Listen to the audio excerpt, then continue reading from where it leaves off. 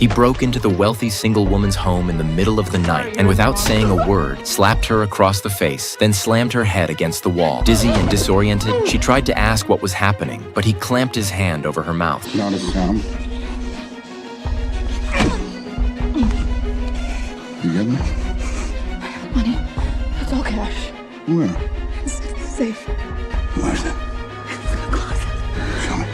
Ellie then opened the safe and stuffed the hundreds of thousands in cash and gold bars into his bag. She thought he would leave once he got the money, but instead, he pulled out a gun and threatened her not to tell anyone what happened tonight. Otherwise, her family would pay the price. Ellie nodded in fear, but the next second, the man punched her brutally, then kicked her so hard that she passed out. Only then did he leave with the money. The next afternoon, Ellie woke up on the floor, afraid that reporting the crime would expose her own shady business. She chose not to call the police. Instead, she treated her wounds herself, cleaned the blood off the wall, and made sure no one would notice anything unusual. During this period, she didn't step foot outside her apartment. It wasn't until 2 weeks later, when she saw a newspaper article about a Russian mob member being arrested, that she realized the man who robbed her had been taken into custody. With no more threat looming over her, she quickly dressed up and called her clients one by one to arrange poker games. She was determined to earn back the money she had lost. Ellie was the owner of an underground high-stakes poker ring, and everyone who sat at her table was either wealthy or powerful. Just from the tips alone after each game, she could rake in $4.7 million